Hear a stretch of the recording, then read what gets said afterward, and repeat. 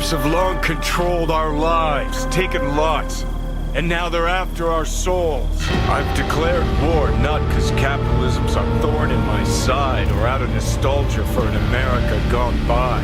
This war's a people's war against a system that spiraled out of our control. Do whatever it takes to stop them, defeat them, gut them. If I gotta kill, I'll kill. If I need your body, I'll fucking take it.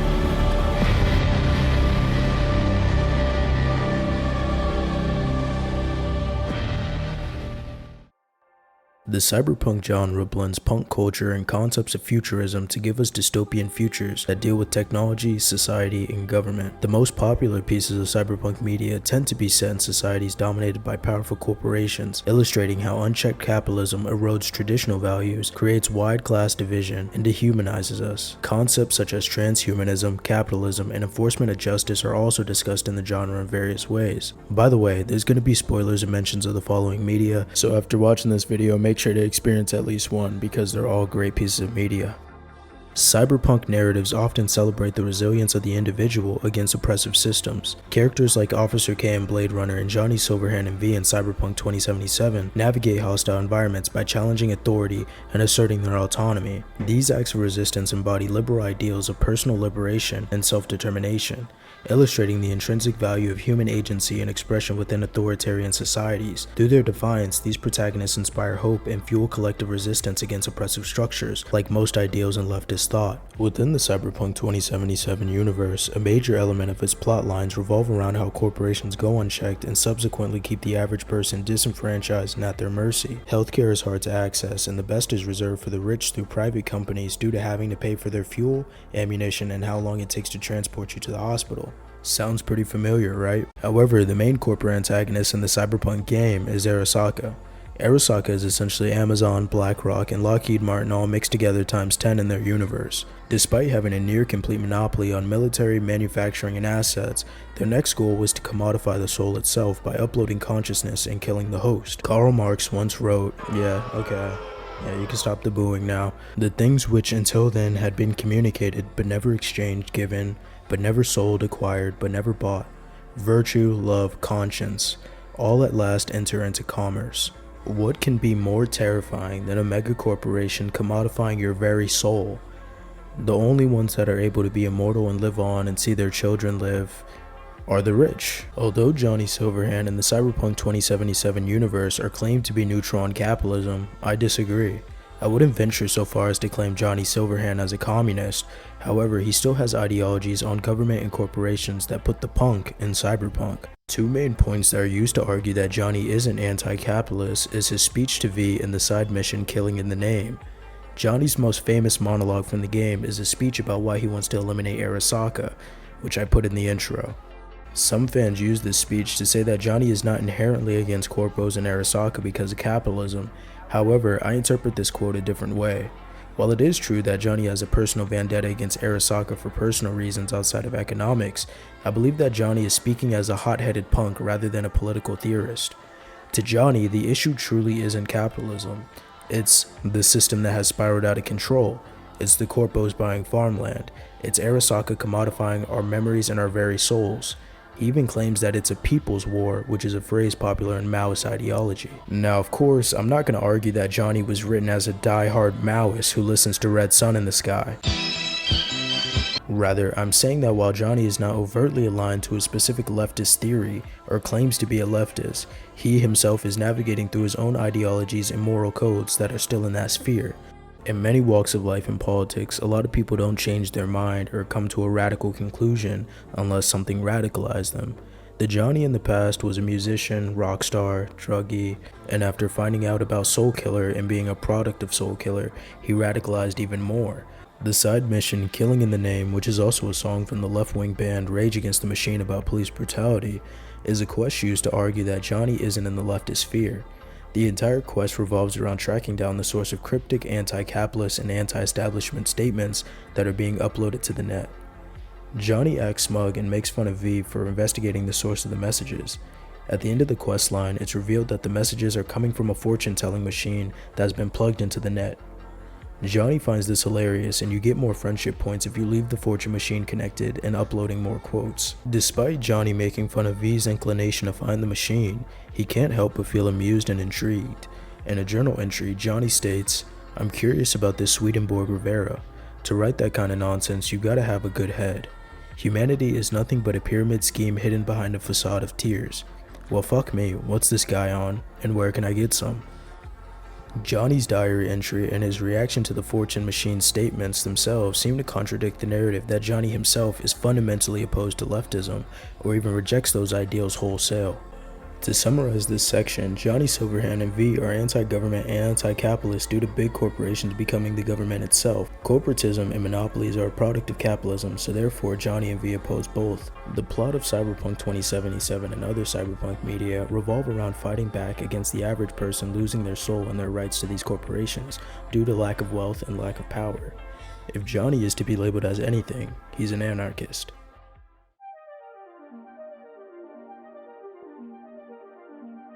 The Deus Ex series explores the intersection of technology, politics, and power in a near-future setting. By depicting a world where cybernetics and biotechnology blur the lines between humanity and machines, Deus Ex critiques the commodification of human bodies and the consolidation of power by transnational corporations and government entities. As in Cyberpunk 2077 and other cyberpunk media, life expectancy and body parts can be bought and modified for a price.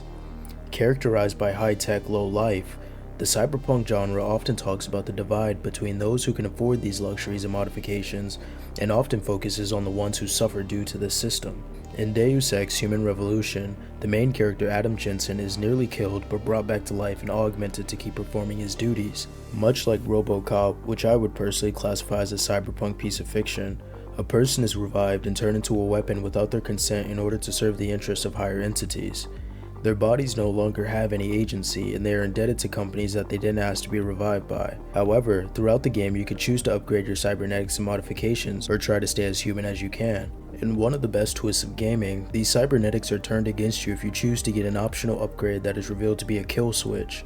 In a boss fight and in the game's ending, it is revealed that a mass-produced biochip that was given to the masses was designed to turn people insane and kill off other modified humans. Being rewarded for not taking the optional upgrade blew my mind as a kid. The Deus Ex series has always made parallels to real-world conspiracy theories and events, even going so far as to accidentally predict 9/11. The cases of the chips being an attempt to cull the population and eliminate those who are seen negatively has direct parallels to the narratives around the V word and a certain disease. This game came out in 2011, yet it still appealed to the fears of big pharma, diseases, and V-words, especially during the H1N1 outbreak that happened around the same time. In the Bladerunner universe, replicants are androids that are made to be as human-like as possible and are used for slave labor on different planets and colonies. These replicants are made and sold by the Wallace Corporation, which was previously the Tyrell Corporation, which totally doesn't look like an evil company at all. Bladerunners in this universe are tasked with killing replicants that defect from their duties or make it to Earth. Essentially, Bladerunners are the slave catchers of this cyberpunk dystopia. Throughout the films, the question of humanity and the rights of replicants are grappled with. Instead of having a protagonist that stands up against the status quo, we have a protagonist that upholds the status quo.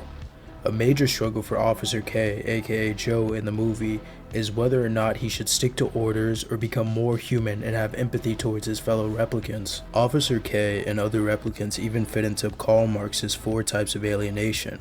Firstly, Officer K becomes detached from killing and starts questioning on why he's killing his fellow replicants, especially seeing their reactions. He also experiences alienation from others due to being a replicant and also being very socially awkward and having no friends besides his virtual girlfriend.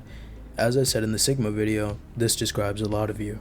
The last type of alienation is what the entire plot revolves around, Officer K's alienation from himself. In the first half of the movie, Officer K struggles with his identity and his investigation into whether or not he's the chosen one. By the end of the movie though, he finally finds his self. He's okay with who he is, and he doesn't have to take orders from anybody.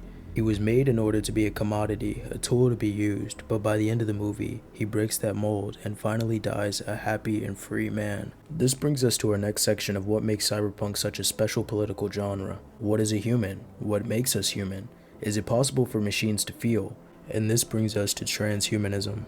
Transhumanism can be simply defined as the ideology of humans surpassing their own limits and constraints through advanced technology. Some also say that it's inherently tied with the loss of human identity and the eventual assimilation of humans and machines. Transhumanism is very prevalent in the cyberpunk genre, but the two main series that I want to point out are Ghost in the Shell and Altered Carbon. In both of these universes, the concept of a soul is prioritized over the physical body. People have the ability to transfer their consciousness from body to body, and the more wealthy or elite adjacent you are, the better your shell or sleeve. Both Kusanagi and Takeshi experience the strangeness of not having a body to belong to. Once you transfer bodies so much, the concept of the physical becomes an infinite concept. Gender means nothing when you can switch bodies and have the hormones and physicality of the other sex completely. Race and ethnicity hold no rank and power when you can inhabit any body and any experience. This is liberalism taken to the extreme in combination with advanced technology, the ability to truly have complete agency over your expression and personal body. Of course, within these universes there is the obstacle of wealth to these things, but the technology and use of it is a fulfillment of these values. Much like in Deus Ex, we can see a divide between the people who want to fuse with technology and have it aid us, and the people who want us to stay natural and traditional. In Altered Carbon, the concept of never dying by transferring from sleeve to sleeve and the immortality of the rich are countered by the religious Catholics of Earth. In the Altered Carbon universe, your consciousness is stored in a chip in your spine.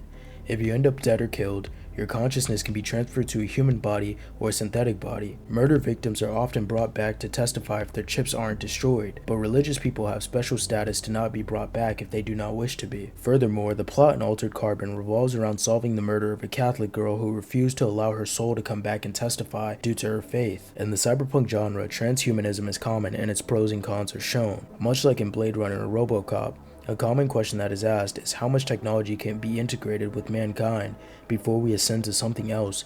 In Ghost in the Shell, the question of technology's integration with humanity is central to the narrative. Major Motoko Kusanagi, a cyborg protagonist, grapples with her own identity as a human consciousness housed within a synthetic body.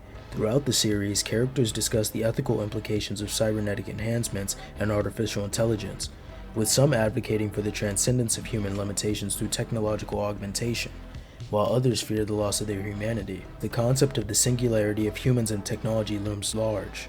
At the end of the 1995 movie, Motoko fuses with the Puppet Master, a fully sentient human-like AI, and surpasses her limits of both being a human and a cyborg. Ghost in the Shell presents a nuanced exploration of the blurred boundaries between human and machine, raising questions about the nature of consciousness, free will, and the essence of humanity in a world increasingly shaped by technology. And through this technology, individuals can modify themselves, challenging old ideas about gender and identity. The cyberpunk genre stands as a vision of dystopia, rebellion, and technological intrigue. Through iconic works like Bladerunner, Cyberpunk 2077, and others, we delve into realms where punk culture collides with advanced technology, society, and governance.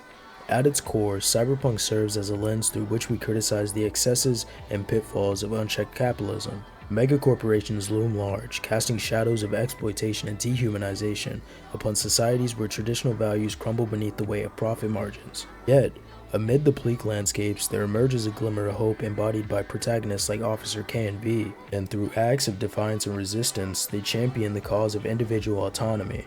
In worlds where bodies are commodified, consciousness transcends physical form, we are compelled to ponder the essence of our humanity and limits of our technological aspirations. As we navigate the ever-shifting landscapes of the future, we need to heed the lessons of the cyberpunk genre and dare to imagine new possibilities beyond the confines of the status quo, and its warnings of capitalism being a system susceptible to greed, monopoly, and overreach. If you made it to the end, thank you for watching. Make sure to comment, like, subscribe, and if you think there's anything I missed out or any piece of media you want to see fleshed out, just let me know in the comments and I'll probably let you know my thoughts, or even if this blows up like the Sigma vid, I might just do a part 2, because honestly there's so many pieces of cyberpunk media that I could get into and that I enjoy.